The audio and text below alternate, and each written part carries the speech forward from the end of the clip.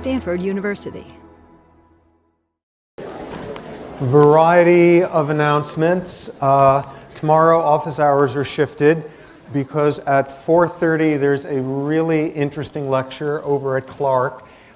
This guy is one of the experts on the whole notion that there are brain metabolic abnormalities in sociopathic humans, violent criminals. He's got the distinction of having the world's only portable MRI. He has a big old Winnebago with an MRI machine, and he drives all around the country from one maximum security prison to another, trying to look at aspects of frontal cortical dysfunction in extremely violent individuals. I have no idea if he's a good lecturer or not. The material is going to be really interesting. So that's something that probably should be caught. Friday, again, is not going to be videotaped, but just audio taped for a number of reasons. Finally, over next year, I will be doing, if anyone is interested, some directed readings with people that will be essentially more of an exploration of some of the topics in the course here. So if you are interested, do not send me anything whatsoever until it's the summer. At that point, CV, transcript, anything I need to know, but it'll be posted on the courseworks as to more details about it. Okay, so we pick up with the home stretch here of language. And what we got to just on the edge of 2 days ago is to now begin to look at the genetics of language use. In general, there's the usual types of techniques from behavior genetics. The first is looking for covariance of certain language abnormalities in certain families. And the evidence for that is clear with Williams syndrome, with the selective language impairment. Those tend to run in families, and they tend to show classical Mendelian inheritance, very readily thought of as genetically influenced disorders. Then going to our usual deal of looking at adopted individuals, twins, identical twins separated at birth, that whole armamentarium of behavioral genetic stuff. What does that show? There's a fair degree of heritability of things like vocabulary complexity, ability to spell, skill at phonology, things of that sort. In general, the evidence is pretty poor for a strong genetic load on dyslexias, on learning disorders of that type. Of course, the modern version of it all is to start looking at the actual genes, the molecular biology of language disorders, of language in general. First thing that comes up is this gene that has been at the center of the whole field for years now, a gene called FOXP2. And it was originally identified as having a mutation in a family that had a very specific linguistic problem running through it, language generation, speech. This family had severe problems with it, classic looking for a genetic marker, and eventually narrowing down to a gene itself, turning out to be this mysterious gene, FOXP2, which turned out to be a transcription factor and a mutation in it in this family. What immediately became clear is this theme over and over again with language, insofar as there's a problem in this family. Is it at the cognitive level of what language is about symbolically, or is it just getting your lips and tongues and articulating and that much more mechanical level? It initially looked like it was much more the latter in this family. It is apparently more of a mixture of both, just to make things really confusing.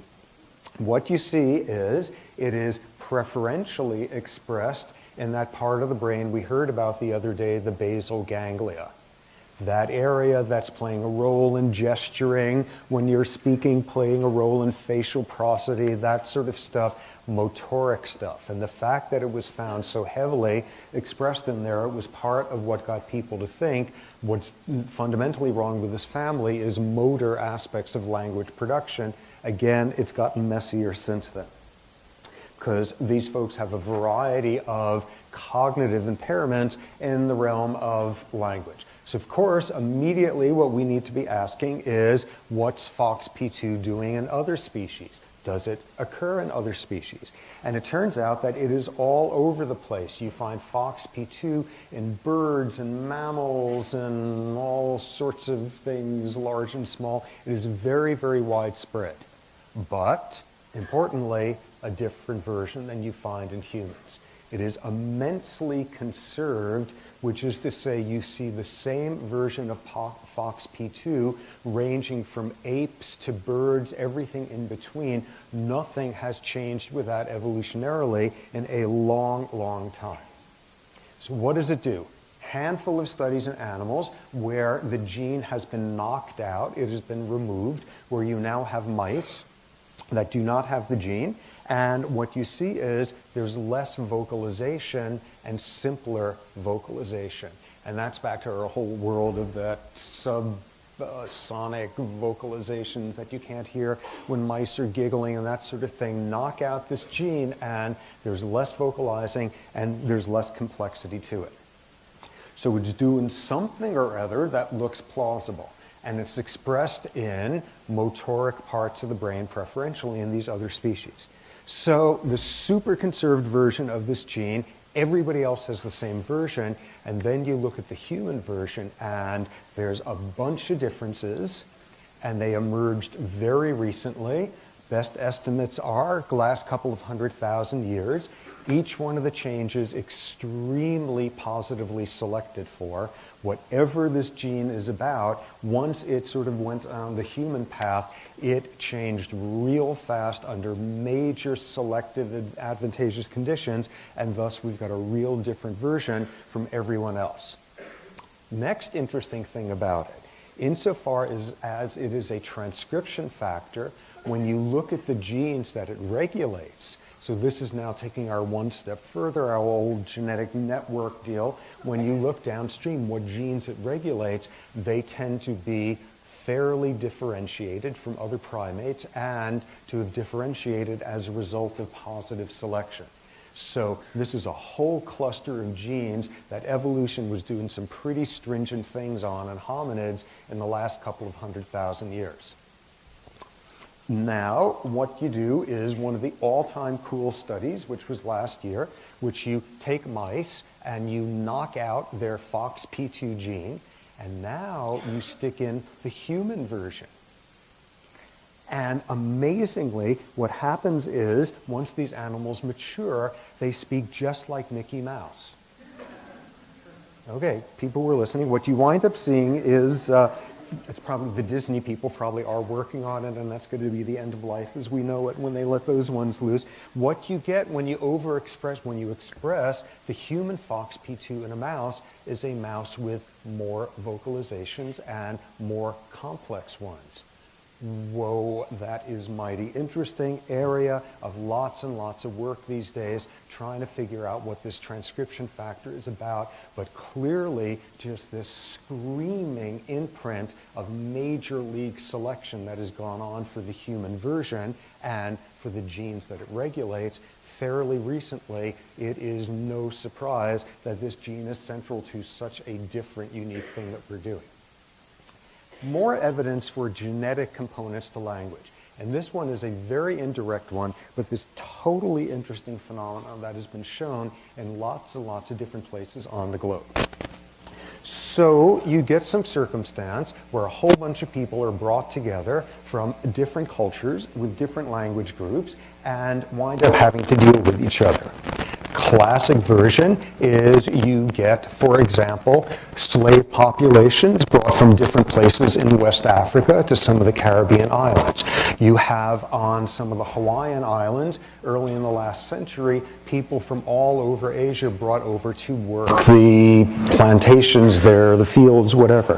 What you have in these cases is a whole bunch of people thrown together who have languages from every which way who don't understand each other. And what always emerges, what has been extremely well documented, is some sort of fragmentary communication system that is made up of bits and pieces of all the relevant languages, which everybody can kind of limp through and begin to be understood with each other. And what that is wound up being called is a pidgin language. Pidgin, very simplistic version that shows virtually nothing in the way of complex grammar, and it's basically a vehicle for getting individuals, who almost always in these cases are societally pretty under the foot of powers that be, to deal with each other, to work with each other, working out this proto-communication system with fragments of each language. Okay, that's not surprising. What is totally cool is what happens next over the next 1 to 2 generations, which is this pidgin thing, this committee glued together amalgamation of fragments of different languages within a generation or two has evolved into a real language, which is then known as a Creole language. Creole languages are languages that are a couple of generations descended from pidgin, and what you see is it winds up being a real language. That's fine. That's, fine, given that 2 days ago we're hearing that it was possible for kids to come up and invent Nicaraguan Sign Language within a generation. Okay, so you start with this pidgin thing, and within a couple of generations it turns into a real language, fits the rules, grammar, all of that. Here is the thing that is so interesting about this phenomenon, which is all of the Creoles have the same grammatical structure. What is that about? Creoles from all over the planet that were built upon all sorts of differing hodgepodges of original languages in the pidgin. Creole languages all have a similar grammatical structure. Easy explanation, easy boring one, which is it's very simple grammatical structures, and this is a language that's just getting off its feet in each case. No. In all these cases, it is grammatical structures that are not necessarily the simplest. It's not just some baby step languages, it's languages that all seem to come up with the same grammatical structures there, and what this has given rise to is the notion that there is a default grammar built into humans. Let humans go running with a whole bunch of fragments in different languages, and not surprisingly, we're able to turn it into a real communicative system within a generation or two. And when pulling language out of thin air, humans always tend to come up with the same sort of grammatical structures that are not necessarily the simplest. Argument there being there is an innate, there is a hardwired, there is an ancient default pattern of grammar that humans use when they come up with language. So totally interesting. What you find also with the sign languages as they get invented, Nicaraguan Sign Language, it went through a first generation of being pidgin and soon turned into a signing equivalent of Creole, and it has some of the same grammatical structures. Even when humans are defaulting into a new language that's purely gestural, it shows some of these constraints that you see with the Creole languages. Other features of this that come through. Apparently, there's like 24 different ways that you could put together objects and subjects and rejects and participles and whatever it is, grammatical structures. This guy, Joseph Greenberg, linguist, who was here at Stanford until a few years ago when he died, apparently an incredible titan in the field, he did some of this research. There's 24 possible different ways languages can do this object-subject business, and all across Earth, all across the 6,000 languages there, you only see 15 of them used. And the vast majority of grammars on Earth only use 4 of them. So the argument there winds up being, this is a pretty non-random skew. Again, we're seeing some kind of prepared learning default grammars, this very imprecise sense of there's something genetic floating around here. So that complementary to the whole world, instead of looking at things like FOXP2 and its mutations, the usual two very different approaches. That whole Pidgin to Creole transition is really, really interesting, and it really has this feel in the undercurrents of it that there is a basic human grammar that floats around there, a notion that Chomsky has pushed for a long, long time. Okay, jumping one box further back, ecological factors and language. And we'll touch on that only briefly, but what you've got is something similar to a theme we heard a couple of weeks ago, which is possibly not something we heard a couple of weeks ago, and we'll instead hear on Friday. But what you see is diverse ecosystems, very biodiverse ecosystems. Rainforest ones, for example, produce cultures which have a great deal of diversity in them. What we're going to see on Friday, the version of that, which I'm now thinking I did mention before, is that polytheistic cultures are the things you tend to see coming out of rainforest settings. That notion that if there's 100, if there's 1,000 different types of edible plants in your world, it doesn't take a great leap to decide there's a whole lot of different spirit things in the world going on there, polytheism.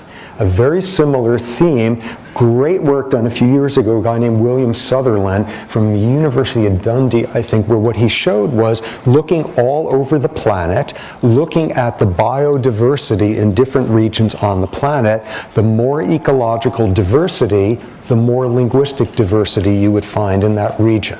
The more different languages, which of course thus translates down into small groups, small numbers of speakers, this interesting phenomenon, which it's not completely clear to me what to make of that, but ecosystems that are very diverse generate an abundance of theistic notions at above expected rates, and also produces a whole lot more languages, something in the diversity there. What his work then showed is about everything else I'm going to say in this area, which is just totally depressing stuff, which is linguistic diversity is going down the tubes faster than biodiversity. He shows that the rate of language extinction proportionately is faster than the rate of extinction of various species, plants, etc. in these rainforest ecosystems. Totally grim, depressing picture.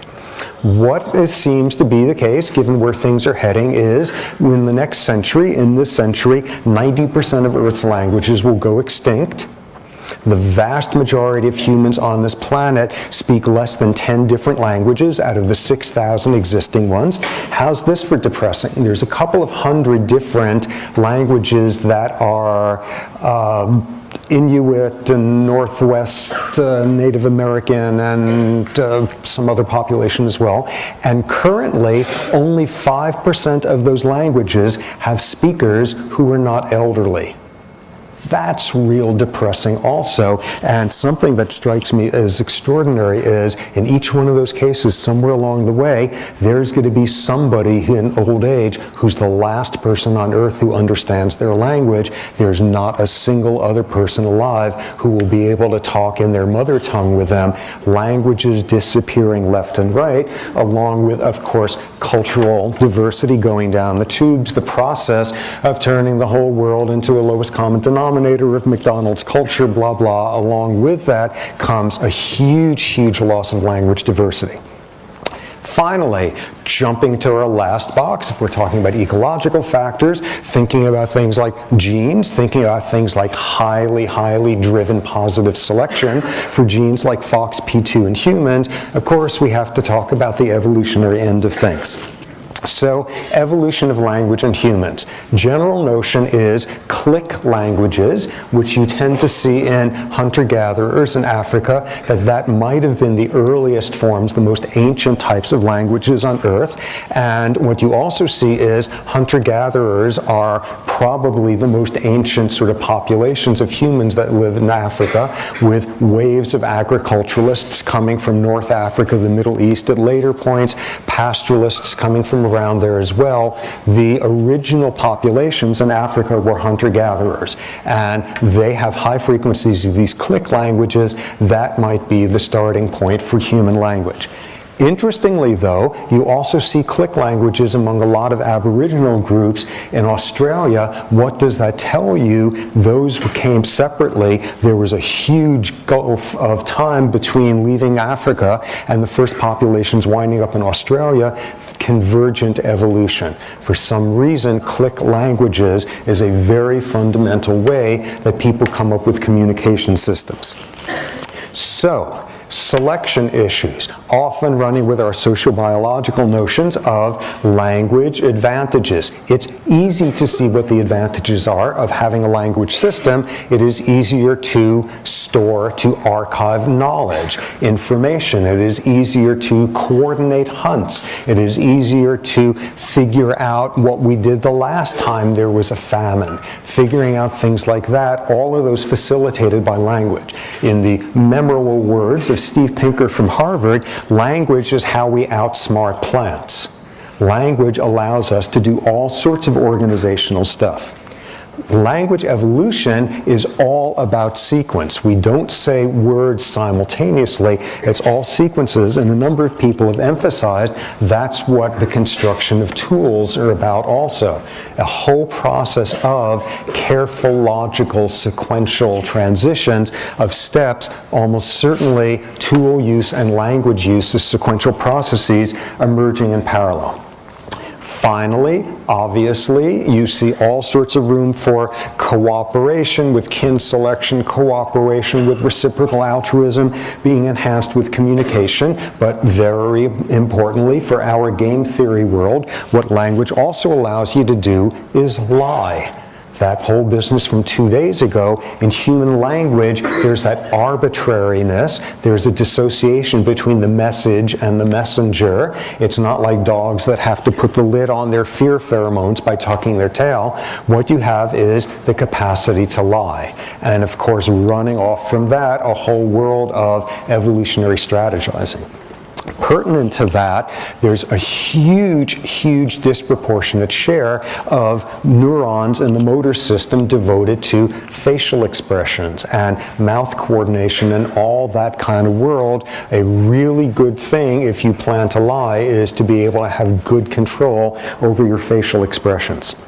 Finally, formal game theory models showing when you have pairs of individuals playing against each other, when you allow the emergence of communication between two of the players versus not in the other group, you immediately, no surprise, have them getting a big advantage. If you allow them semanticity, to have words that they can communicate, that is advantageous, that improves outcome. Even better is if you allow semanticity and structure, syntax, grammar, so that they can have more complex communication. All of those wind up being things that facilitate winning in game theory settings.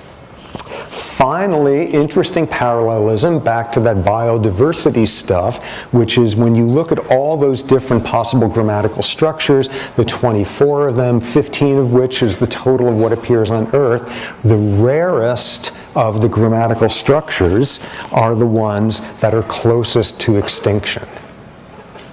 The rarest, not in terms of the number of people speaking it within a population, but the structures that have occurred the fewest number of times in cultures across the planet are the ones that are in cultures where the languages are most readily to be lost, some sort of connection there.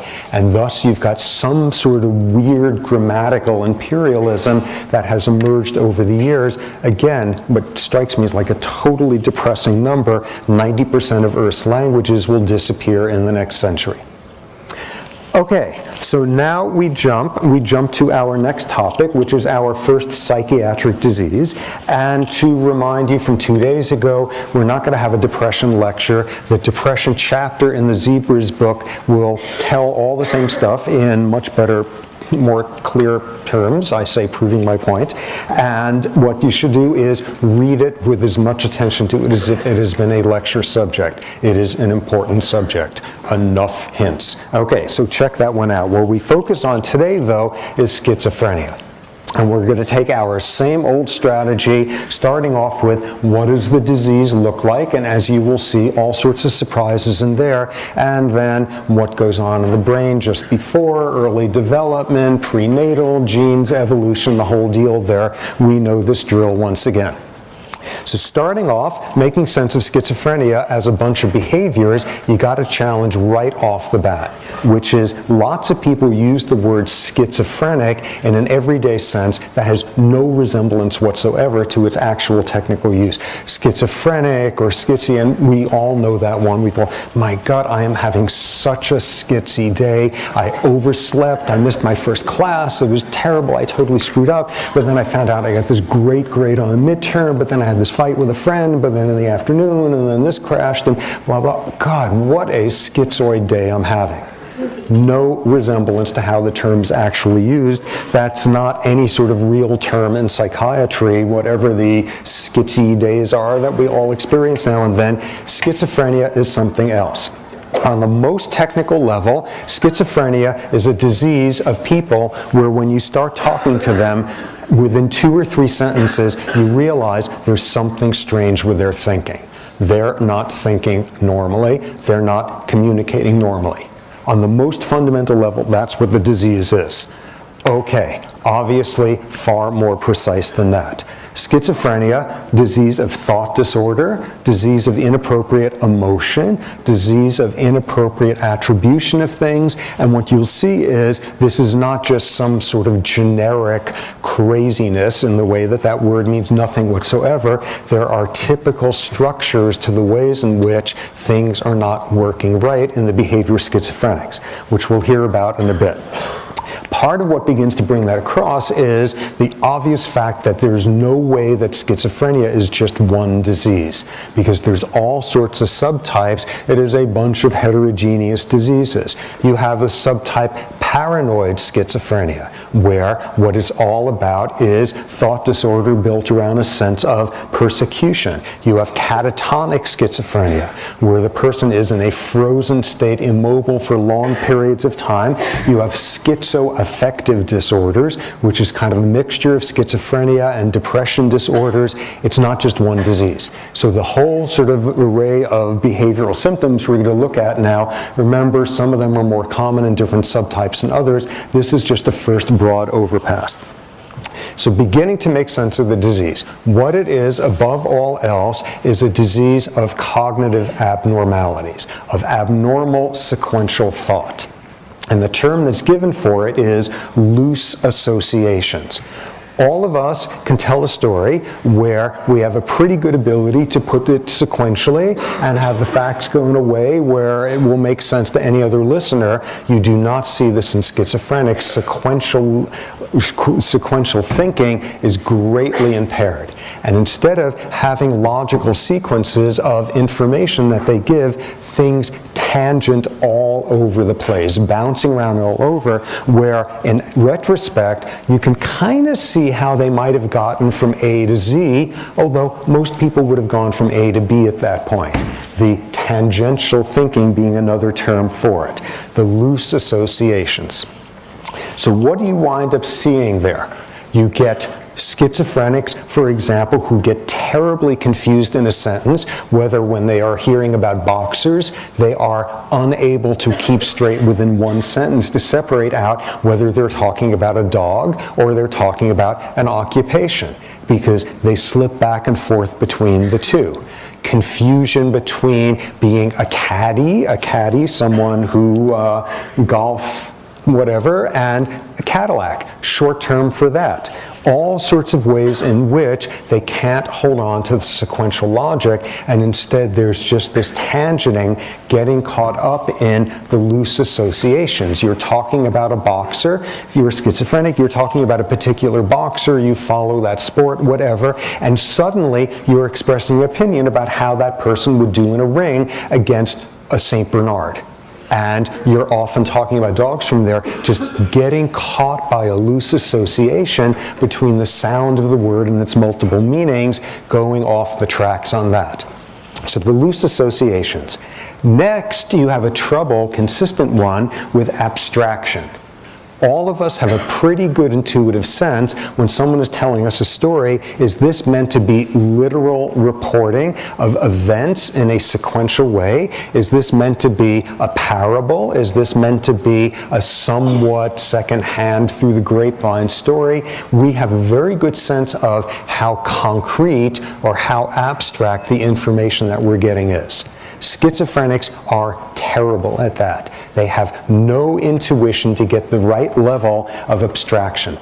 And schizophrenics always skew in the same direction, which is to interpret things far more concretely than is actually the case. And that's the term that's used in the business, concreteness of thought, which is having a lot of trouble doing the more abstract process of seeing things on a metaphorical level, things of that sort. So here's a standard sort of test you would give to someone if you think they're schizophrenic. You give them an association task. And you say something like, okay, can you tell me what do these things have in common? An apple, an orange, and a banana. And they'll say, all of them are multisyllabic words.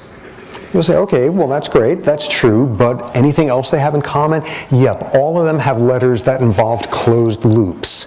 Just getting caught up in the most concrete possible level of interpretations of it, not able to step back and do any sort of abstracting. You see this in all sorts of other ways. Therapist will meet the patient and say something like, so what's on your mind today? And they'll say, my hair, in this very literal sort of way. Or you'll say, can I take your picture, holding a camera? And they'll say, I don't have a picture to give you. This very literal sense again. Or things like, you would sit down as schizophrenic with a piece of paper and a pen and say, just as part of what we're doing here, can you write a sentence for me? Any sentence. And then you look at what they've written, which is a sentence for me, any sentence. And then you say, no, actually that's not what I mean. I mean, can you come up with a sentence, and when you've thought of that sentence, write it. And they'll write the word it, because they can't get out of the concreteness of saying, could you write a sentence? Can you write, a sentence? They're caught up in the concrete level of that. A way that always pops up, one of the classic types of tests that's done is called proverb tests.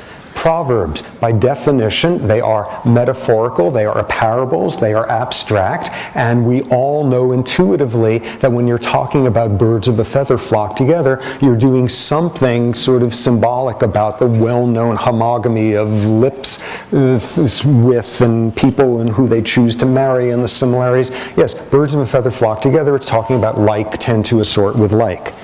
Give proverbs to schizophrenics and they can't get out of the most concrete level of interpretation of it. So you sit them down and you say, okay, tell me what this means. A rolling stone gathers no moss. And we all know that people are on the move, don't make emotional connections, there's a detachment, whatever. And they're often saying, stones rolling down hills, it's very hard for plants to grow on them. It's very hard because the surface tends to be smooth, and then on top of it, if it's rolling, you got like this angular motion that will trip. So it's very hard for moss to grow on stones. In fact, I don't think I've ever seen that happen, and I've seen many stones, and on the most concrete possible level, incapable of pulling it back to the level of abstraction. Consistent feature of this. Here, a friend of mine who's a psychiatrist came up with what has to be one of the all-time great proverb tests for figuring out if someone has the remotest tendency towards schizophrenic concreteness. There was an abstract phrase, sort of proverb, that was very popular, that was very prevalent in the United States during World War II. It was up on posters and all the post offices, places like that, and it was a way of abstractly telling people, be careful the information you put in letters that you were sending off to loved ones who were off at war, because it may inadvertently wind up in the wrong hands and could carry information that could be extremely damaging to the war effort. Okay, do people know what it is? Loose lips sink ships. Loose lips sink ships, wonderfully abstract notion. Try sitting down a schizophrenic and saying, what does it mean when you say loose lips sink ships. And suddenly there's this imagery of ships being capsized by big lips coming out of the water and things of that sort, because it can only be dealt with on the very concrete level. What else? More symptomatology. Delusions, belief in things that cannot be, belief in having participated in historical events that cannot be. You're sitting there interviewing a schizophrenic and they suddenly say, have you heard of the Great Wall of China? And you will say, well, yes, in fact, I have. And they'll say, my idea, my idea. The generals came to me at night with a map and I said, this is where it goes. This is probably not what happened. Delusional thought, inserting yourself conversations with people who no longer exist. Related to that is the paranoia, which of course is most florid in paranoid schizophrenia, but it is a frequent theme. What do apples, oranges, and bananas have in common? They're all wired for sound. If the fruit is listening to you, this makes for a rather disquieting life. And almost certainly it has something to do with if the world is making so little sense to you, it is a world that is very threatening. Along with that, most famously perhaps with schizophrenia, is you get hallucinations. Those are the defining features. Somebody is trying to figure out if somebody in an emergency room has come in with some sort of schizophrenic type disorder and hear that the person is hearing voices, and that pretty much nails down the diagnosis. For reasons that are very poorly understood, the vast majority of hallucinations are auditory. However, there's all sorts of notions with that. One great theory coming from our own Patrick House, given 2 years ago, which is you get auditory hallucinations more often than visual ones because we're more accustomed to visual stuff in the world, having fragmented vision. You're seeing it across two mirrors, reflections, things of that sort. We are more vulnerable towards sounds not making sense. Vast majority of hallucinations in schizophrenia are auditory hallucinations. When we see in a little while what the neurochemistry is of hallucinations, by all logic what they should be is just random splatters of noise and random visual dots and all of that. Instead, they're structured. They have content. People hear voices rather than random sound. People see very structured hallucinations, sufficiently so that researchers can even do studies as to which are the most common voices heard by schizophrenics. And no surprise, in Western cultures forever and ever, the number one voice on the hit parade is that of Jesus. The number two voice, Satan. The number three, typically whoever is the head of state in the country at that point. It's structured to that extent that you can publish papers about what the hallucinations are like. There's all sorts of structure sort of underneath. It is not just disordered thought, it's loose associations and tangenting and concreteness and structured hallucinations. What else? Another feature of the schizophrenic symptoms is social withdrawal. And schizophrenia, everybody thinks of as a disease of abnormal thought. It is a disease of abnormal social affiliation. And you look at a schizophrenic in, some village in who knows where in the Amazon or in Bloomington, Indiana, and this is going to be someone who is somewhat ostracized and socially disconnected, very much alone. It is not just a disease of disordered thought. More and more people are realizing the core with schizophrenia is the disordered thought. The standard view has always been to hone in on the most florid feature of the disease. Schizophrenia is the disease where you hallucinate, where you hear voices. And the vast majority of the neuropharmacology research that's been done out there on the disease is meant to go and cure the hallucinations. But far less responsive to any of the drugs are the tangenting thought, the concreteness, the loose associations. More and more people thinking that that's really the core of what the disease is about. Couple more features of it, which is the whole world of the social withdrawal. Apathy. What we're beginning to see is a dichotomy in the business. positive symptoms in schizophrenia: paranoia, loose thoughts, hallucination, all of that. Negative symptoms of schizophrenia: the absence of social connectedness, the absence of affect, a very flat, unexpressive style. Physiologically, you see some damping of autonomic nervous system in schizophrenics. So the positive and the negative symptoms of the disease. Last couple of features of it. One is the notion that, of course, schizophrenia has something to do with violence. Everybody knows that there is the scenario lurking out there that occurs endless number of times, which is you have some psychiatrically unstable individual turning out to have schizophrenia who winds up doing something horribly violent, the danger of schizophrenics cracking and going postal, and every now and then something like that happens. 20 years ago, there was a horrifying incident at Berkeley, a student there who was schizophrenic and probably should not have been there at the point because he was not well medicated. Something cracked, and he took a bunch of Berkeley students, women, hostage in a bar in Berkeley, did all sorts of horrific sexually abusive things there before he killed himself after killing a few of them.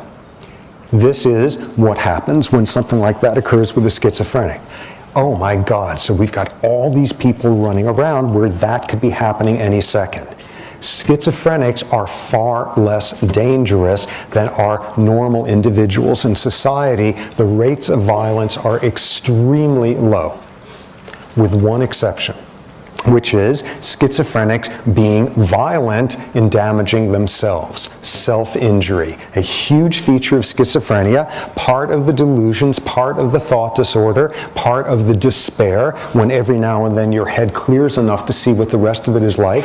And there are even studies as to which are the most popular places in the body that are mutilated in schizophrenics.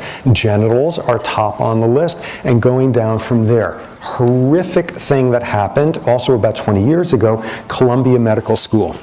And this was an individual, a student there, with a history of a lot of psychiatric instability and schizophrenia, and somewhat well controlled with meds. And somewhere in the third year, when starting the clinical rotations, the various stressors of it, the person kind of unraveled. Probably should not have been there in the first place, but nonetheless had a schizophrenic break and had withdrawn from med school and was sitting at home. Part of his paranoia, part of his delusions were that he was satanically possessed, and specifically the way Satan was driving him to madness was with obsessive sexual thoughts. So being a relatively well-trained endocrinologist, because we know better than him at this point how it works, he decides, how do I make those thoughts go away? Let me get rid of my testosterone. So he castrated himself. But at least being well-trained in one domain of endocrinology, he knew that other fact we've had in here, which is that the adrenal glands also make a certain degree of testosterone. And he proceeded to try to adrenalectomize himself. He sterilized with some alcohol. He made an incision without anesthetic. He had a mirror there angled to be able to see what he was doing. And at one point, he hit a blood vessel, which started bleeding, and he went to the ER at Columbia Presbyterian, going in there, not saying to his former classmates, oh my God, guys, can you help me? Look what I've done. I'm saying instead, hi guys, I'm trying to take out my adrenals and I'm having a problem here with it. Can you give me a hand?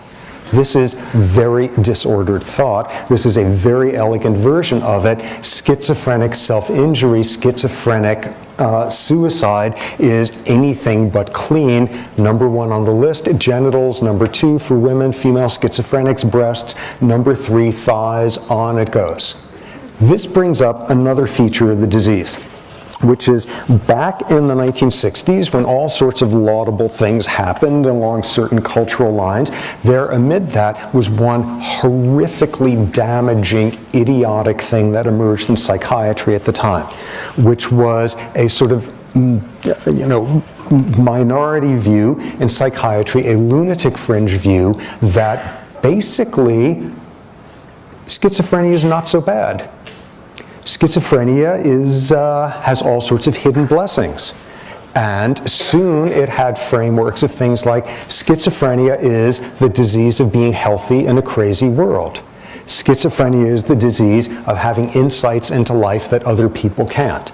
And psychiatrists at the time, one of them, a man named Ronald Lang, who became famous for this, for arguing it's not a disease, we shouldn't be medicating, we shouldn't be hospitalizing, it's a bunch of blessings.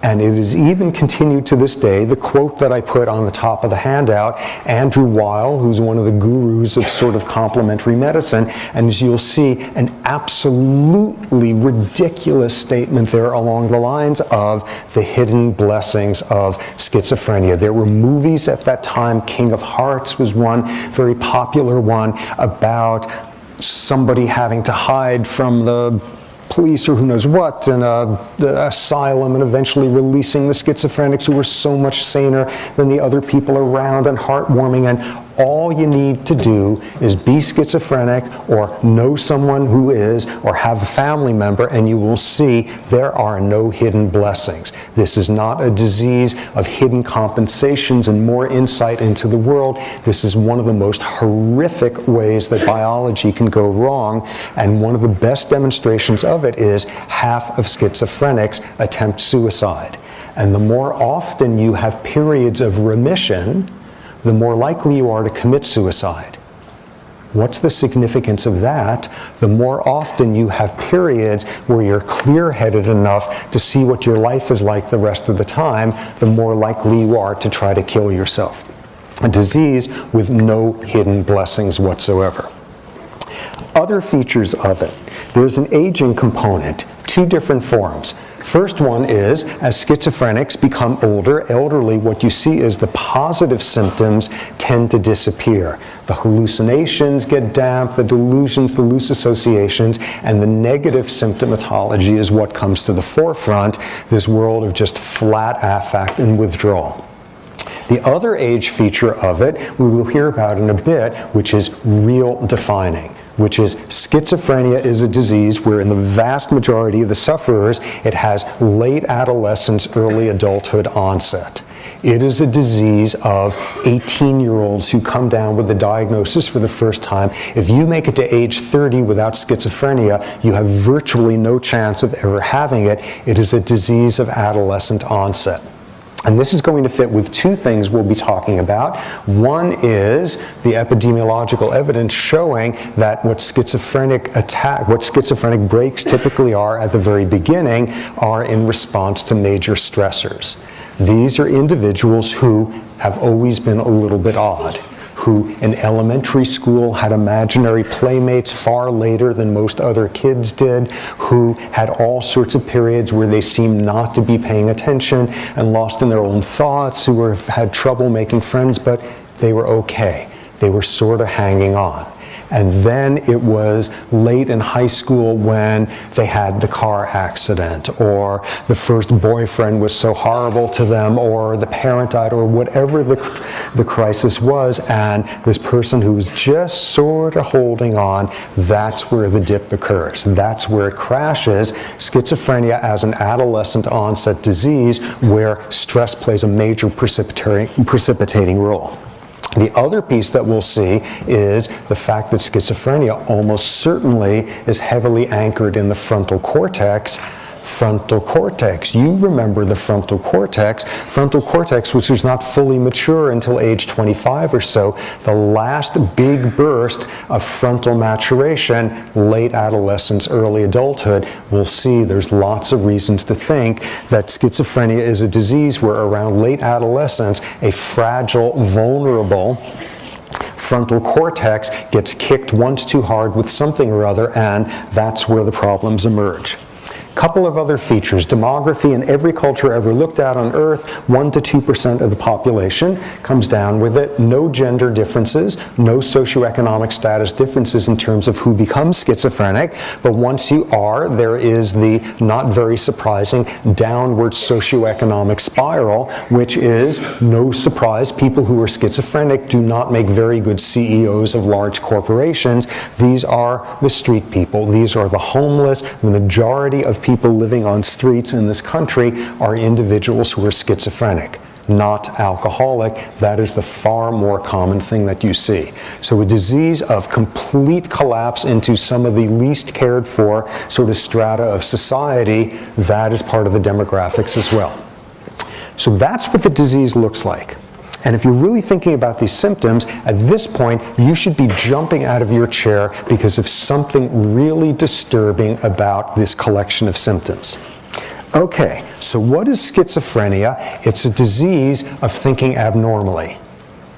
This is a disease of thinking differently from everyone else. This is a disease of thinking in a way that everyone else thinks isn't right, and suddenly we are skating on thin ice of this transitioning from a world of neuropsychiatric disorders and medicine into a world of all sorts of hidden agendas of abuse. And psychiatry has been hand in hand in bed with all sorts of ideologues over the decades, over the years, in willing to hand out diagnoses of schizophrenia to political dissidents, to people you want to get rid of. And this is a totally loaded diagnosis when, most fundamentally, this is a disease of everybody else thinks you're not thinking normally. Because some of the time that describes a florid psychiatric disease that destroys your life, and some of the time it describes people who are just a pain in the ass, and some of the time it describes people who are going to transform the world by thinking differently. How can you possibly approach this disease in an objective way rather than it having just shot through with ideology? And one of the ways in which this can happen, one of the ways where you get some grounding in it, is to look at what the disease appears like in other cultures. Because you begin to see the commonalities, and this begins to impress you with the notion that there is, in fact, a core set of dysfunctions to the disease. So let me tell you about the one case of cross-cultural schizophrenia I've ever been exposed to. And I was going to bring slides, but I couldn't quite figure out how to scan them. So maybe 8 years from now, I'll get it together for that technology. But it has to do with the time I spent in Africa and my nearest neighbors. The nearest neighbors there are from a tribe called the Maasai. These are nomadic pastoralists, and these are not the folks next door. This is as different of a culture as you could find on this planet. Men around puberty, boys around puberty, become warriors, spend the next 10 years in their warrior clans, as we've heard about, pillaging the neighbors, getting killed in return around age 25. As elders, they settle down and marry their first wife, typically a 13-year-old, and will, as soon as they can, add on more. This is a culture with, up until recently, a life expectancy in the 30s. This is a culture where people believe in all sorts of things that we would view as being paranormal. This is a culture in which people celebrate events by drinking tureens of cow blood. This is a very different bunch of folks. Let me tell you about the one schizophrenic Maasai who I've ever seen. And this was about 25 years ago, and I was in my camp, which was a few miles away from this one village where I knew a lot of folks, and just sitting there minding my own business. And I had this one woman in there who was sort of my closest friend or whatever in the village, and I suddenly see she is running up the mountain with a bunch of the other women from the village in this completely agitated state. They come roaring into my camp, totally flummoxed and just like completely agitated. These are people who do not get agitated over things very readily. These are people who, as a puberty rite, have to go out and kill a lion or don't come back. So when Maasai are getting all crazed about something, this is something worth paying attention to. They're totally crazed, and they're saying somebody in the village has done something very wrong and I need to come and help them. Turns out what they wanted me to do was bring my car. That's the way in which I was going to be helpful. So they impressed me into doing this, and we all pile into the car and start driving down and heading towards the village. And as we're getting there, I'm beginning to get some information. And what I see is them telling me about a woman in the village who's done something wildly inappropriate, and they've had it with her.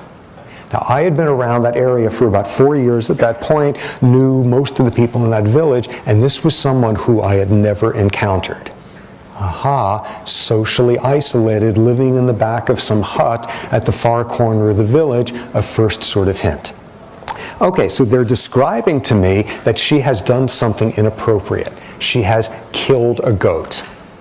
You don't do that. You don't do that if you are a woman. You don't do that if it is not a ceremony. You don't do it the way she has done it. She has grabbed somebody's goat and ripped its throat open with her teeth and was now there with the goat, and everybody had it with her. So we're driving there, and I'm listening to this, and I'm saying, whoa, and this sounds like a psychotic break. This is going to be cool. This is going to be really interesting. I wonder what it'll be like to talk to the family and find out sort of what the symptoms have been. Or I wonder if she's going to have any insight. It's going to be fascinating to talk to her about this. So I get into the village, and this person I was now planning to have some good heart-to-hearts with about their tangential thinking, out comes this huge naked woman with a goat in her mouth by the throat, covered in goat blood and goat urine and goat shit, and this woman gives this howling yell, charges across the village, knocks me over, and attempts to strangle me. I'm a normal kind of guy. You know, normal sort of fantasy life, and that kind of, never once in the darkest recesses of my mind did this strike me as something that was appealing. I'm lying there, she's throttling me, I'm thinking, this is how I'm going to wind up dying. My poor parents are going to have to deal with the stigma of this for the rest of their lives, that this is he's done in by someone with a goat in her mouth, and thinking this. So fortunately everybody else was much more clear-headed, and they pull her off me, and what they proceed to do is push her into my Jeep. And they pile on top of her and they say, let's go. So I collect myself and leap in, and we head off driving there. And this woman was floridly out of control there. But, you know, we're driving somewhere. Where are we driving? We're driving to the nearest government clinic, which was about 25 miles away and consisted of a wood shack and a nurse there, a government nurse, who as a result of his 3 weeks of training gave out malarial medication for anything you came to complain about. And what they were going to do was they wanted to get rid of her. So we go driving, and we eventually get to this clinic where what they proceed to do is push her into the hut and hammer the door closed. So I'm sitting there at this point saying, okay, well, we've containment. So what do we do now? Do we talk to her, or does the nurse talk to? Do we go and get the family? What do you? So I turn to my friends and I say, so what do we do now? And they say, let's get the hell out of here. Showing an important thing. Even in a culture as different from ours, nobody has a whole lot of tolerance for the mentally ill. Let's get out of here. So they persuade me to go. We get into the vehicle and start the long drive back. After a while, you know, the car's aired out a bit and everybody's calming down a bit, and I decide this was wonderful. What a marvelous opportunity to learn about some cross-cultural psychiatry or whatever. So I turn to my friend who's sitting next to me there, and I say, so what do you think was wrong with that woman? And she looks at me as if I'm an idiot. She says, she's crazy. And I said, well, how do you know? How do you know? And she said, she hears voices. I say, you guys hear voices. Maasai hear voices. They do trance dancing before they do sort of these around-the-clock cattle runs. They hear voices of ghosts, that sort of thing. I say to her, what's the big deal? You hear voices? And she says, no, no, no, it's different. Then I say, well, what else was she doing wrong? And she says, she killed a goat. And I say, you guys kill goats, but again, this wasn't how it's done. There is an old, long-standing belief among Maasai men that it is very bad luck to have women observe you eating meat, so they get to go off on their own and eat all the goat meat, and it's done in a certain ritualized way. You do not kill a goat if you are a woman, if you are a naked, yelling banshee of a woman in the middle of the village with your bare hands and teeth. You don't do this. So I'm sitting there, and I'm saying, well, you know, it's kind of hard for me to tell the difference here. And she says, in a sense, idiot, she hears voices at the wrong time. And that's the core, ultimately, of the objectivity that's needed in this disease. In order to understand what counts as abnormal thought, you first have the huge challenge of understanding all the different ways that normal thought can manifest itself. And that is a classic problem in training psychiatrists sitting in some inner city clinic, recognizing that the amount of cultural variety there, the different ways in which you can be normal, is extraordinary and extraordinarily challenging at times. You are on very thin ice deciding you know what counts as abnormal thinking before you have a very wide sense of what can count as normal. Okay, so now let's take a 5-minute break, and all sorts of very accomplished artists over the years who've turned out to be schizophrenic, and schizophrenia is not what made their creativity possible. Schizophrenia is what destroyed their careers. Other question is, so what happened to that woman? And this was shortly before I was coming back to the States, and it was about 9 months later that I went back there, and at some point when seeing my friends saying, whatever happened to that woman? And her response was, oh, she died. Maasai do not like to stay indoors. She died. That's all I ever found out. Once again, as different of a culture on Earth as you can imagine, and they are no more tolerant of the mentally ill than we are. So now, beginning the neurochemistry of it. What's going on in the brain? What's going on with brain chemistry? And for decades and decades, there has been one dominant model for schizophrenia, which is the dopamine hypothesis. The notion that somewhere in the brain, stay tuned, there is an excess of dopamine winding up in the synapses. What's the evidence for it? First off, you do things like look at levels of dopamine breakdown products in the bloodstream, in the urine and the cerebral spinal fluid, tending to be elevated in schizophrenics. Next, what you see is the most important fact, which is all of the classic drugs that work with schizophrenia block dopamine receptors. Antipsychotic drugs, neuroleptics, Haldol, Thorazine, when it's some exciting moment in the made-for-TV movie where the person has gone mad in the ER and someone yells for a syringe, they're yelling for a syringe of something that will block the dopamine receptors. If you give schizophrenics dopamine or some drug that activates dopamine receptors, their symptoms get worse, which kind of makes you wonder who approved that kind of study. That doesn't sound very logical. You look post-mortem at the brains of schizophrenics, and there's elevated levels of dopamine receptors in the frontal cortex. So we have a whole bunch of ways that things can go wrong. We can have too much dopamine coming out for some reason or other. We can have too many dopamine receptors, enhanced sensitivity. And we know another possible way, which is dopamine is then broken down by this enzyme. And if this enzyme isn't working very well, levels are going to accumulate. And there's a bit of evidence of abnormalities of this enzyme in some individuals. So one additional interesting piece of evidence for this dopamine hypothesis, which seems absolutely clear by now. You have somebody who's schizophrenic, you give them a drug that blocks dopamine receptors and thus decreases dopaminergic signaling, and they start getting better. What's your hypothesis have to be? I bet you they had too much dopamine. This is shown in another interesting way. 18 counties over in the brain from where dopamine's got something to do with this, dopamine serves another role in a motor system related to the basal ganglia, all of that, involved in fine motor control, a part of the brain called the substantia nigra. And if you get a little bit of damage there, I think I mentioned a couple of lectures ago, you get the tremor of old age. If you get a lot of damage there, you got yourself Parkinson's disease. And what occurs in Parkinson's is 90% of the neurons in the substantia nigra die. And people are even beginning to understand why. These are dopaminergic neurons. Parkinson's is a disease of losing all the dopamine signaling in this part of the brain. People began to figure this out in the early 60s, and out of that came one of the first drug treatments for any neurological disease. What's the strategy? These are people who have too little dopamine in this part of the brain. Give them replacement dopamine.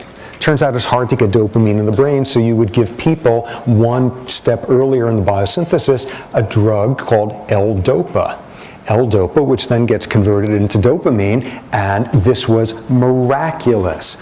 All sorts of people who were just paralyzed with their Parkinson's, L-DOPA suddenly liberated them. There was a movie, I don't know, 15 years ago or so, called Awakenings, Robin Williams, which was based on a book by Oliver Sacks, based on his own work, which had to do with this rare disease that emerged after World War I, having something to do with the influenza pandemic then, a post-encephalitic paralysis, which became known as stiff man syndrome.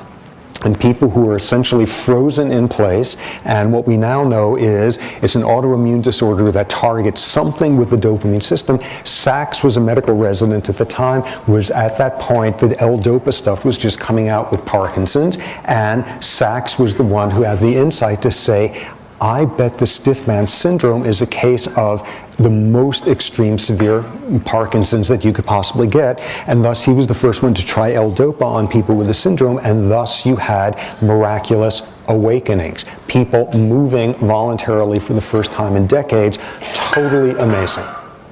But then you have a downside, and it's a downside that we know sort of the structure of by now. You got a problem with dopamine in the substantia nigra, lower than normal levels. Everywhere else in the brain, you've got normal levels. So you're trying to fix up this depletion. You give the person L-DOPA, but you're not spritzing it into their substantia nigra. You're putting it in their stomach or their bloodstream. You are raising dopamine levels in the substantia nigra and things get better, but you're also raising it everywhere else in the brain. And what you wind up seeing is, if you give a Parkinsonian patient too much L-DOPA, they become psychotic. They are indistinguishable from a schizophrenic. And what was shown in the movie was this character played by Robert De Niro wound up having this florid paranoid psychosis from the L-DOPA. So, oh, that being more evidence, you give a drug that raises dopamine levels throughout the brain and somebody starts acting schizophrenic. You give somebody a drug that causes very rapid dumping of dopamine, and they will transiently appear schizophrenic. What's the drug? That's what amphetamines do. And you get somebody coming to an ER who is loose associations and hallucinating delusions and all of that, and most clinicians cannot tell whether this was somebody with an amphetamine psychosis or schizophrenia. Pump their stomach out. If they suddenly start making more sense, it was probably the amphetamines. So this being more evidence. Now you should be thinking, what about the flip side? So you have schizophrenics where you give them these neuroleptic drugs to block dopamine receptors in the frontal cortex, as it turns out, but you're not injecting it straight in there, you're putting it in their gut, so now you got too much dopamine here, you lower its levels, but everywhere else it gets lower than normal, not dopamine levels, but dopamine signaling. And suddenly, you should generate this prediction that if you over-medicate schizophrenics, they should start looking as if they have Parkinson's disease. And that's exactly what you see as well. A disorder called tardive dyskinesia, kinetics, body movement dyskinesia, abnormal one, and these are individuals who look Parkinsonian. Go into a state hospital, go into the back ward, and find somebody sitting there who is tremoring like this all over their body the entire time, and that's somebody who is going to have been taking these drugs for 20, 25 years or so. So collectively, this winds up telling you all these different ways of suggesting the problem is that there is too much dopamine in this disease. However, just to make life miserable, there is at least one anti-schizophrenic drug out there which what it does is it increases dopamine signaling, and people get better. Bummer. Nobody knows what to make of this at this point. So what's the excess dopamine doing in there? It's not having anything to do with movement stuff, that's substantia nigra. It's not having anything to do with pleasure, that's dopamine in different parts of the brain. The best evidence is this is dopamine functioning in the frontal cortex, stimulating normal executive function. And what you got is a frontal cortex that is not making a whole lot of sense, loose associations that seems to be where the dopamine problem is played out. Next neurotransmitter that's been implicated, serotonin. Look at the chemical structure of serotonin, and then look at the chemical structure of all of the major hallucinogens, LSD, mescaline, psilocybin. They are all structurally almost identical. And all of those hallucinogens fit into serotonin receptors and activate them. What is a hallucination induced by a drug? You've got some serotonin synapse where nothing's happening. The presynaptic neuron hasn't had anything interesting to say in weeks. It hasn't released any serotonin, but now there's something that kind of looks like serotonin percolating its way into the synapse where it could then bind to the serotonin receptors, and as far as this neuron thinks, it just got a message from there. And it didn't come from there. This neuron is hearing voices. And the fact that that's how the hallucinogens work immediately generated all sorts of hypotheses that there are abnormalities in serotonin and schizophrenia as well, having something to do with the hallucinations. Next, the neurotransmitter glutamate has also been implicated. What's the evidence there? When you take a drug that wildly stimulates one subtype of glutamate receptor, you begin to look a bit like a schizophrenic. What's the drug? PCP, angel dust, phencyclidine, that stimulates a subtype of glutamate receptors, and a lot of people have argued this has enough resemblance to what schizophrenia looks like that there has to be a glutamate problem going on in the disease. Very, very little bits of evidence for that. The one thing that has been shown in rats is when you stimulate the brain with PCP, what you get is an increased levels of receptors for serotonin in some interesting parts of the brain, some kind of connection running around there. So very, very solid implication of dopamine, some serotonin thrown in there, glutamate, 11 other neurotransmitters that people are thinking about, but these are the main ones. And overwhelmingly, the dominant hypothesis remains the dopamine hypothesis. What about brain metabolism? What's going on in the brain, for example, during a hallucination? And what you essentially get is wild activation of everywhere in the brain, and you're hallucinating. You get wild activation. People who in imaging studies have taken these drugs voluntarily, you get wild activation in the cortex, except for, say, the first couple of layers of the visual cortex, or the first couple of layers of the auditory cortex. What's that about? The cortex is seeing things and hearing things that did not come in from the outside world, that never stimulated the primary sensory cortex. Otherwise, during hallucinations, you see extremely high levels of metabolism throughout the brain. Next interesting thing in that realm, you give schizophrenics some standard declarative memory tasks, and metabolism in the hippocampus does not increase as much as in other individuals. So that brings us to structural features of the disease. Yeah? Does the brain, while hallucinating, does the brain look somewhat like when dreaming? Okay, good question. Does the brain, in terms of patterns of activation, look somewhat like during dreaming? Yeah. It's not the primary sensory cortex regions that activate. Frontal cortex is relatively quiet, and the rest of the brain is going like mad. And certainly makes sense. So structural stuff. There's all sorts of structural abnormalities in the brains of schizophrenics. How do you learn this, though? Very difficult, because for the first couple of decades in the field, it was all post-mortem analysis, which is you take out the brain of the schizophrenic and you go and look at it and you see if there's anything weird. So what's the problems with that? All sorts of things, which is to try to do post-mortem studies on human brains. Different brains sit for different lengths of time before they're autopsied and removed. So that's a huge piece of variability. Moreover, you can get post-mortem artifacts, which is to say they're pulling out the brain and somebody like squeezes it too hard and squishes something in here, and it's not going to look normal afterward, reflecting the handling of it.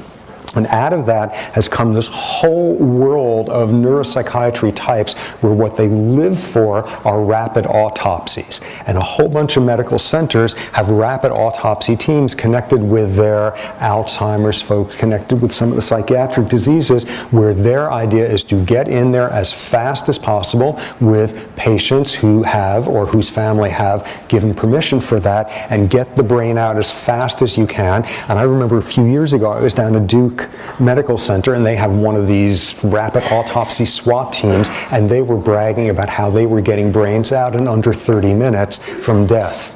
So that solves a whole lot of the post-mortem rotting away lag time. So all of those wind up being problems. More confounds. Very often you're trying to understand the brains of schizophrenics who have died, who are older, who are elderly. And the confound there is schizophrenics have horrible diets. You are seeing perhaps the brain consequences of malnutrition all those years rather than seeing the consequences of the disease itself. Another problem that you've got is you get someone who's schizophrenic, and almost certainly what they have been doing for a long time is taking drugs for their schizophrenia. And if you see something different in the brain, maybe it's due to the schizophrenia, or maybe it's due to the effect of the drugs. And what that has generated is the other thing that people in this business kill for, which is unmedicated schizophrenics. And researchers love these people. They can't get enough of them. This is the teenager who is brought in and for the first diagnosis, and the family is no doubt thinking, finally we're going to get some help. And all the research or physician there is thinking is they want to centrifuge this kid and do research and find that out, getting unmedicated schizophrenics. Finally, a big boon in the field has been brain imaging. So instead of trying to figure out the normal size of things after you've taken the brain out, you could image the brain in situ while the person is still alive. Okay, so given all of those methodological constraints, there's a number of things that have come up. Here's a cross-section of the brain, although I'm realizing this is a cross-section of a rat brain, and it also is a amusing face. And what you have are these things that run through the brain called the ventricles. They are these caverns running through, filled with cerebral spinal fluid. What you see in schizophrenia is enlargement of the ventricles. So the ventricles enlarge, the skull isn't going anywhere, and thus if the ventricles are getting bigger, something else has to be getting smaller. There is contraction, compression of the cortex. So you get cortical compression in schizophrenics. You get it particularly so in the frontal cortex. Aha, that's kind of interesting. Meanwhile, over in the hippocampus, what you have normally are these very characteristic cell fields where I just drew them wrong, with neurons that are called pyramidal neurons that shockingly are pyramidally shaped. And what they have is they're organized in layers, and they send all of their projections off to the next cell layer that happens to be diamond shaped. And that's how it works. You look in the brains of schizophrenics post-mortem, and there's fewer hippocampal neurons, and there's some of them are facing the wrong way. They've been flipped over, they're sending projections where they're not supposed to. This is not going to make for a whole lot of solid sequential thought if you got neurons pointing in the wrong direction. So that's popped up in the literature. Then, of course, frontal cortex, where what's been seen is, in some studies, fewer neurons. In some studies, fewer glia. In some studies, fewer of both. What you see is also lower levels of a protein called reelin, and what reelin has to do is with cortical maturation. There's lower levels of it in the frontal cortex of schizophrenics. All of this begins to fit in this picture of you're not getting a normal final burst of frontal maturation, late adolescence, early adulthood. You're seeing a lot of problems there. What else? You also see a couple of other minor things. The thalamus tends to be atrophied. Nobody really knows what's going on. The sense is hippocampus pointing in the wrong direction, frontal cortex that's getting compressed because it's got fewer neurons perhaps. This is not going to make for a normal brain. So now switching one box back, what about the genetics? And you'll notice this is one of our first topics where there's nothing been happening here in terms of endocrine effects, acute releasers, not terribly pertinent to this field.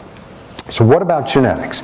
Going back to all of our classic behavior genetics approaches, this has been the psychiatric disease where there was the first evidence for a genetic component to it. The twin studies, the Ketty adoption studies that we've heard all about, and what they have suggested was about 50% heritability for schizophrenia. And you're all over now what heritability means and what it doesn't mean. What you see within families is if you have an individual who has schizophrenia and they have an identical twin, the twin has a 50% chance of the disease.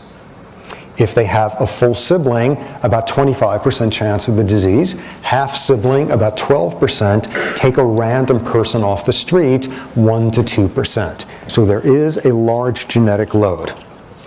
What you also see is in a higher than expected number of close relatives of schizophrenics are mild versions of thought disorder. And that's going to come in on Friday in a very interesting way. What this is saying right off the bat, it is not saying that all relatives of schizophrenics have these abnormalities, but they are occurring at a higher than expected rate. So that's old classical behavior genetics.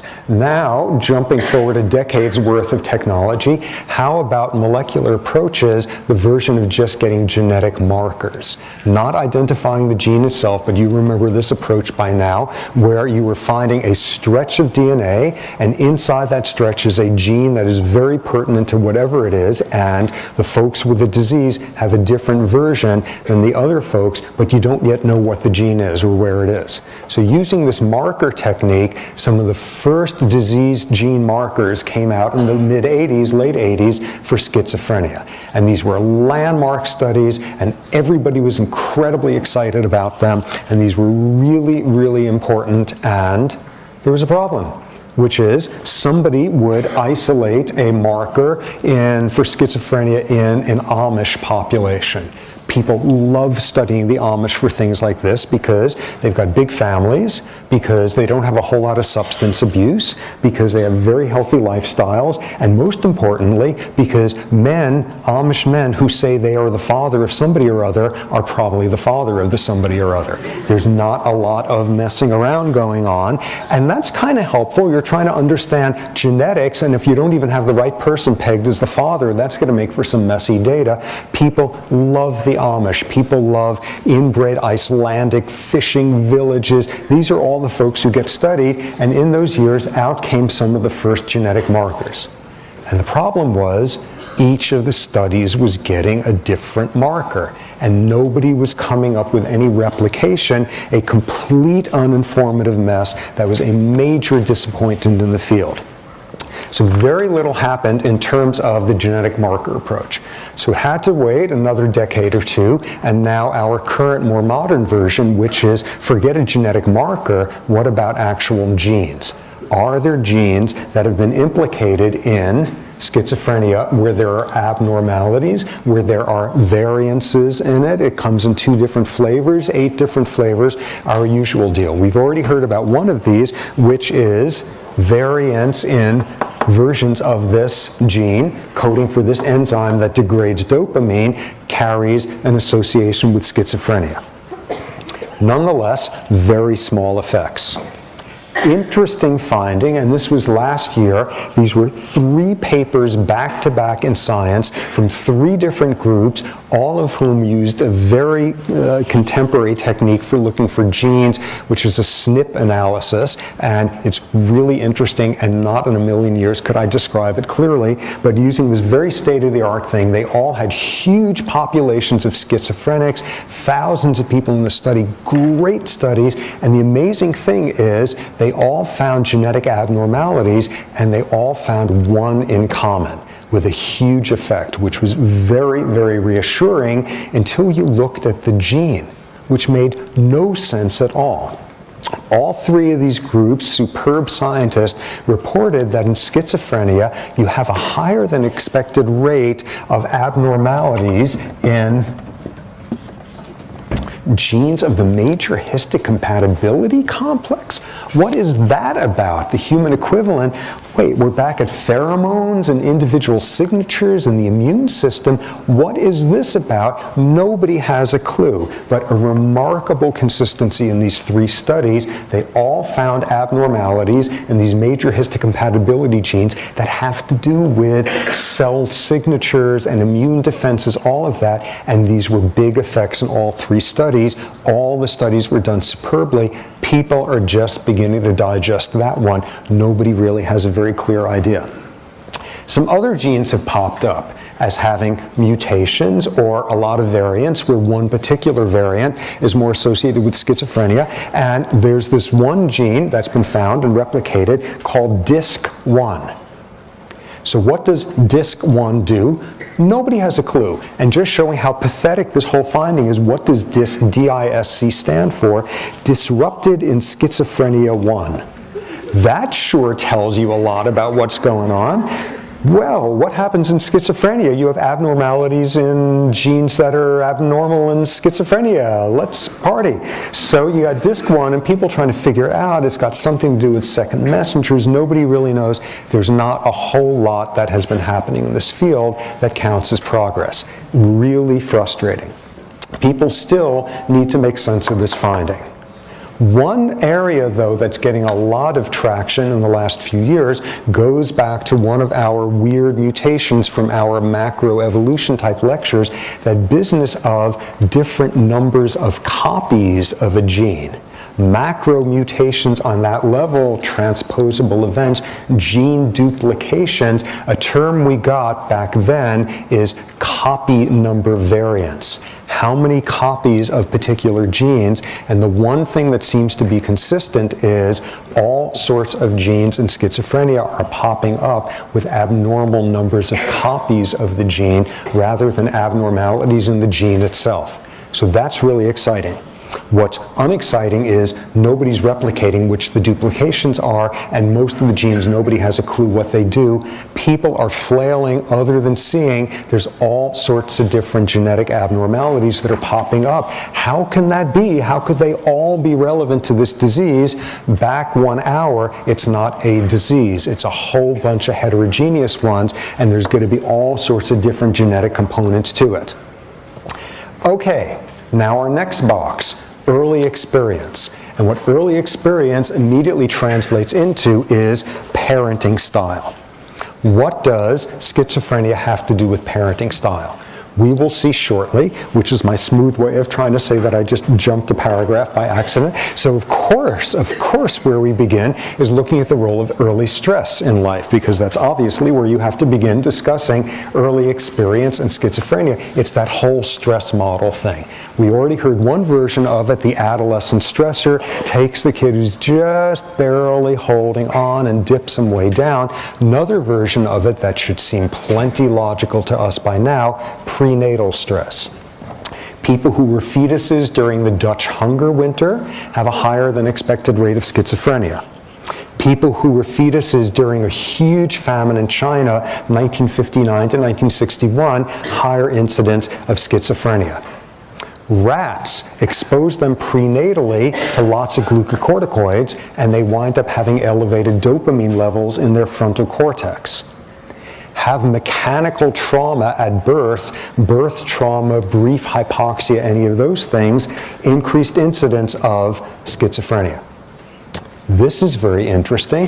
Back to our business, remember identical twins, they can either share one single placenta or have 2 of them, monochorionic or bichorionic. Monochorionic twins are more likely to share the trait of schizophrenia than bichorionic identical twins. Fetal environment, stuff's going on there. What else with that? You wind up seeing a lot of suggestions of interactions between the neurochemistry of stress and some of the abnormalities here. You know how this works. Somewhere lurking out there is a data set that's going to wind up looking like this. Bad version of the gene, good version of the gene, more and more stressful of a developmental environment. It hasn't been identified yet, but it's got to be something like that because everything's like that. So, leading us now, obviously, to discussing parenting style and schizophrenia. So, where does that come in? Take the best psychiatrists in the field, the titans, the grand poobahs in 1950, and they would know the exact answer, which is parenting style is the cause of schizophrenia. Abnormal parenting is the cause of schizophrenia. And out of this, of course, since in those days fathers did no parenting, what you were saying was abnormal mothering is the cause of schizophrenia. And the great term that was used there was schizophrenogenic mothering, mothering style that generates schizophrenia. What was schizophrenogenic mothering about? Well, it depends on whose paper you're reading. But in general, what they tended to have were elements of conflicting emotional messages. Conflicting, a double bind is the phrase that always ran through it. The mother gets the son 2 ties for his birthday. He puts one of them on. She says, "What's the matter? You don't like the other tie I got you?" Or at the more fundamental level, saying, "You never say you love me. You never say you love me. You never say, I love you. How can that mean anything to me when I just forced you to say that?"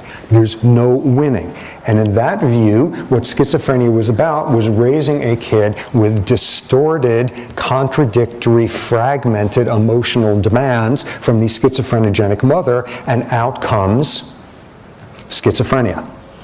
Now, actually, by the early 50s, people in the field were feeling far more sort of broad in their thinking, recognizing this might be damaging, in fact, to women who were the mothers of schizophrenics, and a much more humane model came in, which was recognizing the possibility that fathers could screw kids up in the same way. What was more broadly called this double-bind theory of schizophrenia, it is caused by parenting. It is caused by particular parenting style. And then, in the early 50s, along came the very first drug for schizophrenia, the neuroleptics, the dopamine receptor blockers, and over the course of the next few years, 90% of the hospital beds in this country for psychiatric patients were emptied out, the first medication that effectively treated schizophrenia, and at that point, if one had any sort of capacity to face reality, all of the proponents of schizophrenogenic mothering should have been shocked and stopped in their feet at that point, saying, "My God, what have we done?"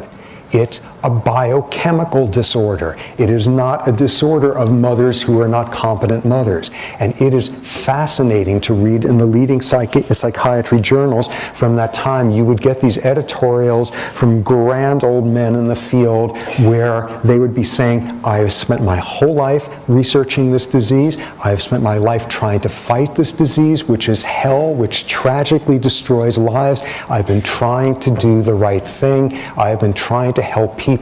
Look what I've done instead."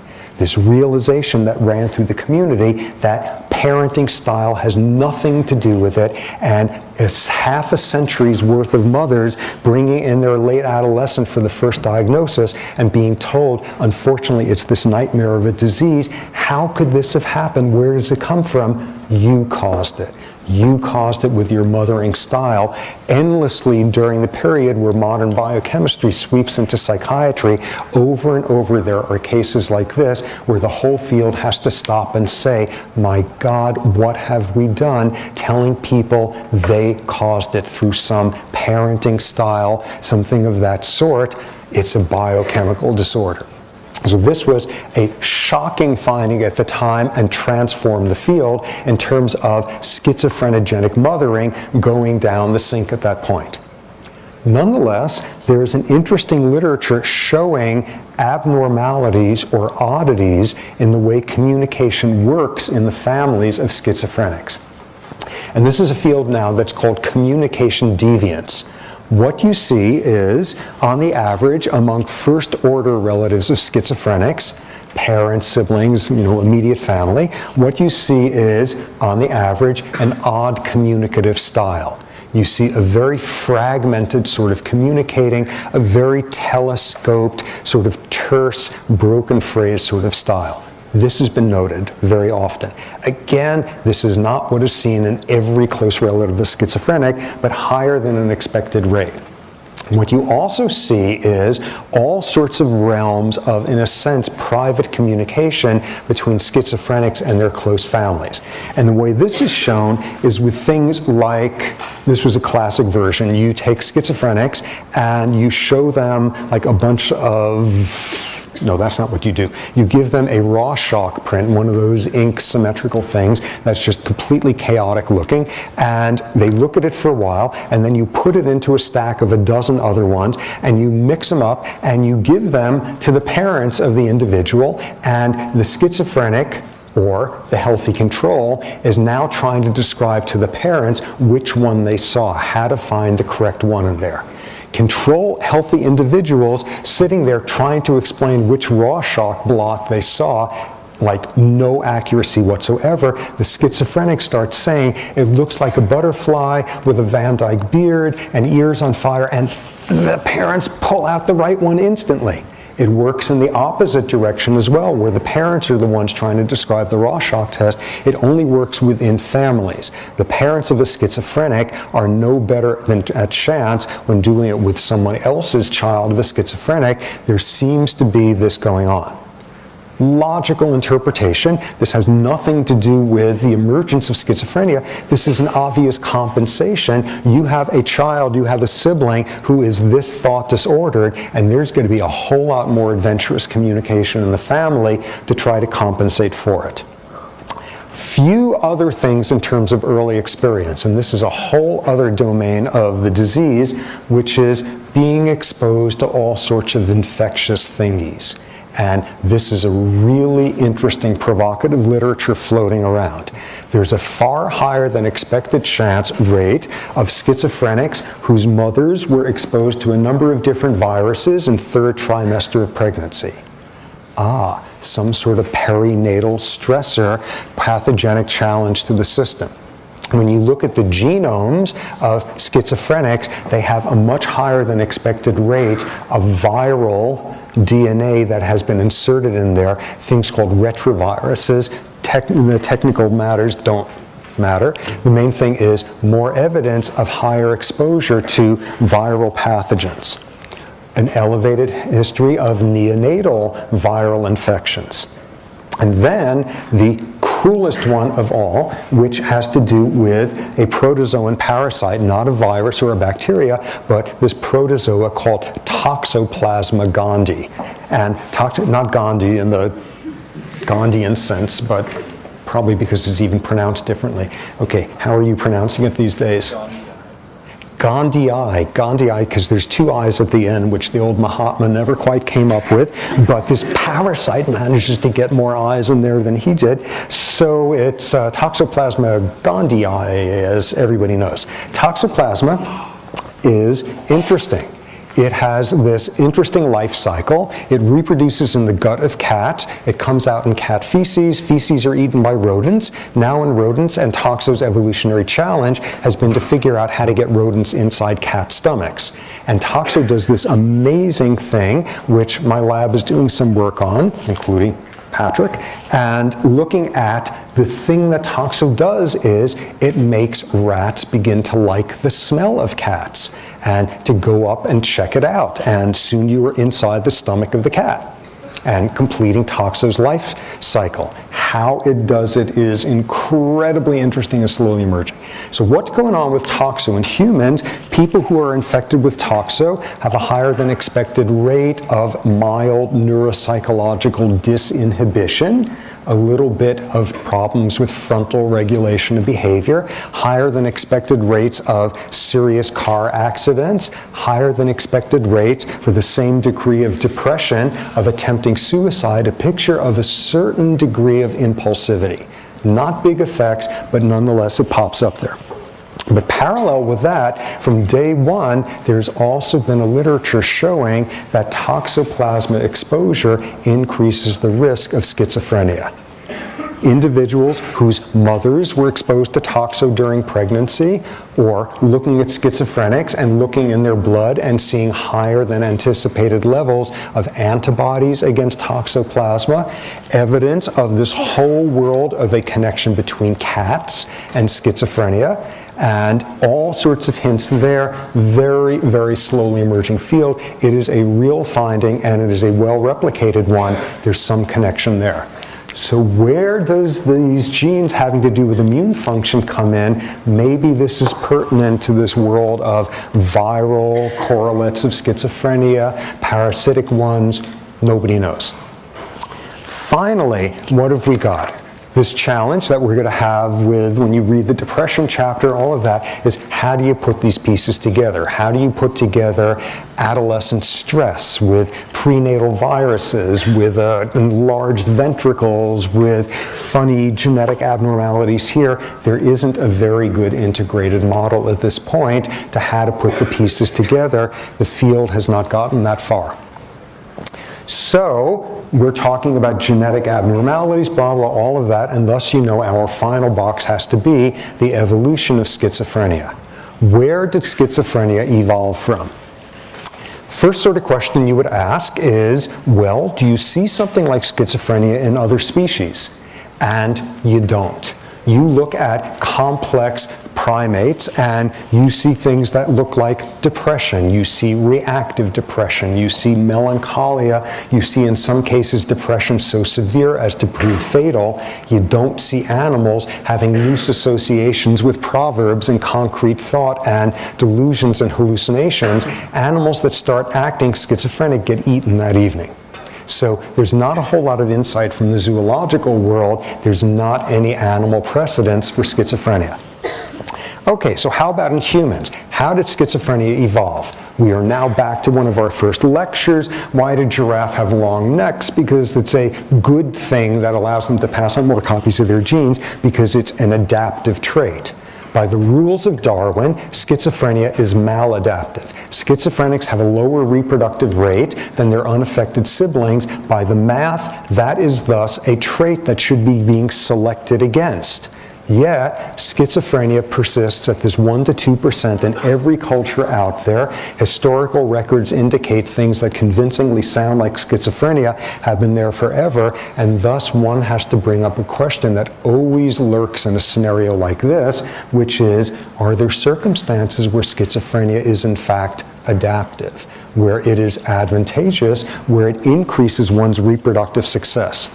The only domain where that has had any evidence at all in the literature is schizophrenics appear to have a lower incidence of certain types of cancers, in particular lung and throat, esophageal cancers, and that's after controlling for smoking rates, all of that. Not a big effect, but that causes people to mumble something about maybe schizophrenia was selected for its anti-cancer properties and the disease and balance selection, all of that. However, there is another possible adaptive thing that's lurking around in there. Something which causes some of these traits to not only no longer be maladaptive but to be wildly useful in certain contexts of human society. And what you'll see is it's not full-blown schizophrenia, it's the milder versions that you see in some of the relatives, and thus, just to give you a sense of where things are heading, we'll talk about that on Friday in the lecture on. For more, please visit us at stanford.edu.